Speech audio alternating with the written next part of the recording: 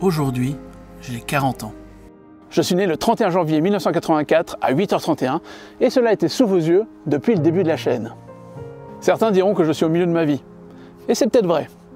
Mais le diabète que je porte me fait me dire que j'ai peut-être dépassé ce milieu depuis un moment. Le diabète, c'est héréditaire. Mais c'est aussi et surtout une mauvaise hygiène de vie. Et il est vrai que je suis de la génération McDonald's. Et même si mes parents m'ont plutôt bien éduqué à manger, une fois ado, kebab et autres pizzas congelées, raison de tout cela. Et franchement, j'en paye le prix. Néanmoins, aujourd'hui, il ne tient qu'à moi de continuer à essayer de rendre ma vie plus saine, moins stressante, plus heureuse et surtout plus longue. Alors ce n'est pas une bonne résolution, on sait bien qu'on ne les tient jamais. Mais c'est plutôt la direction que je veux prendre, la raison vers laquelle je veux tendre. Et bien entendu, il y aura des chutes, des moments où je vais faire n'importe quoi avec ma santé. C'est long, c'est chiant, et ça sera comme ça toute ma vie. Mais j'avancerai, toujours. J'ai eu des échecs dans la vie, professionnels par exemple, où je ne fais pas ce que je désire aujourd'hui. Alors je ne vais pas me plaindre parce que dans le fond j'ai un bon salaire et je peux nourrir ma famille et la mettre à l'abri. Et ce serait égoïste de râler quand aujourd'hui des Français ne sont même pas capables de finir leur mois en mangeant correctement. Néanmoins j'ai connu un violent burn-out, où j'ai voulu faire des conneries de nombreuses fois.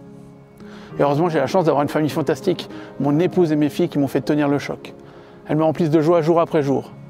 Et ma foi en Dieu et l'Église à laquelle j'appartiens, c'est aussi un pilier solide qui me permet de voir l'avenir avec sérénité. Alors être chrétien ne fait pas de moi quelqu'un de parfait, car rien à se reprocher. J'espère juste que ça me rend un peu meilleur que ce que j'aurais pu être. Avec les années, j'ai réussi à me séparer des personnes qui ont été mauvaises, toxiques pour moi. Et ça fait un bien fou.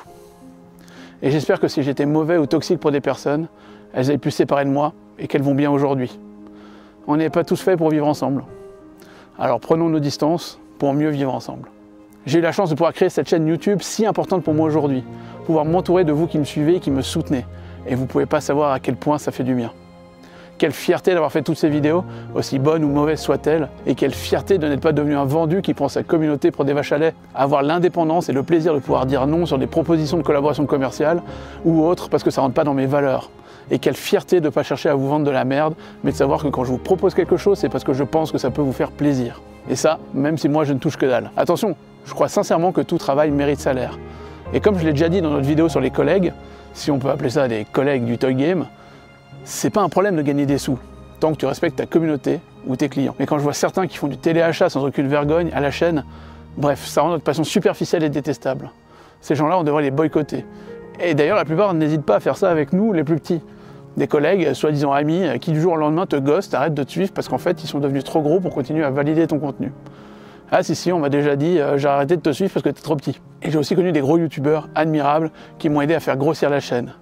Merci à eux qui se reconnaîtront. Et franchement, comme disait Gandalf, nombreux sont les vivants qui mériteraient la mort et les morts qui mériteraient la vie. Moi je vous dis, nombreux sont les petits youtubeurs qui mériteraient des abos et nombreux sont les gros qui mériteraient des désabos. En vrai, je ne suis pas en train de me plaindre et dire que je mériterais plus.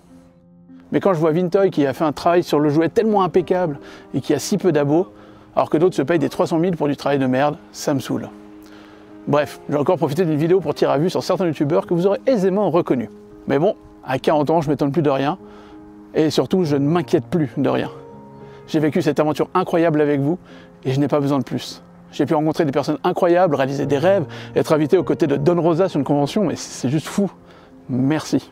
Et surtout, j'ai pu rencontrer celui qui est devenu un de mes meilleurs potes, Vintoys, et notre chaîne secondaire et toutes les idées qu'on a encore à venir dessus, et ben ça va être trop bien. Et d'ailleurs, il est derrière la caméra, salut! Ma vie, c'est aussi le théâtre, la scène, mon équipe d'improvisation théâtrale de plein palais.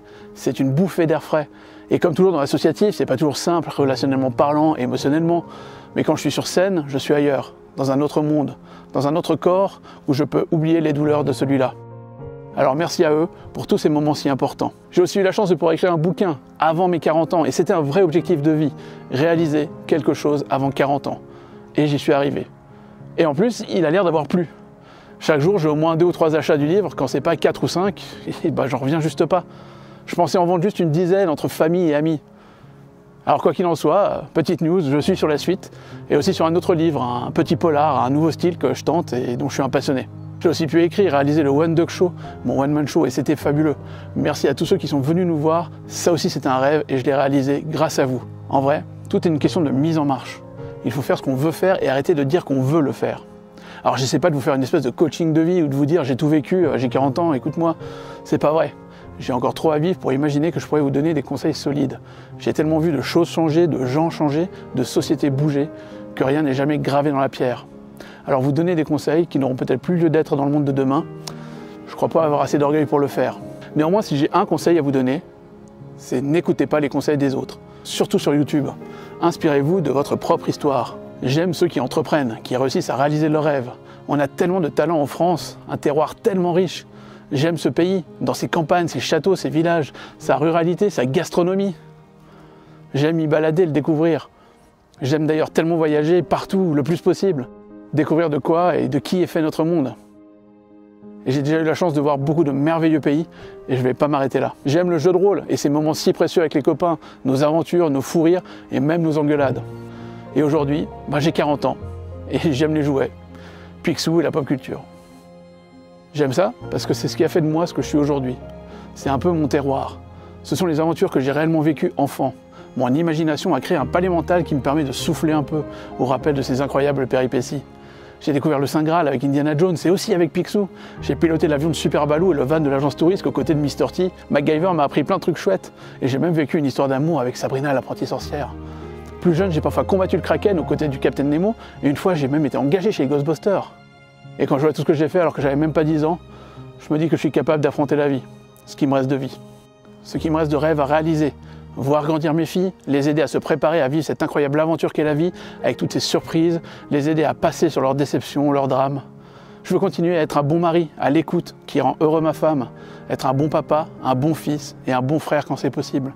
Être un vrai ami, un bon professionnel dans mon job.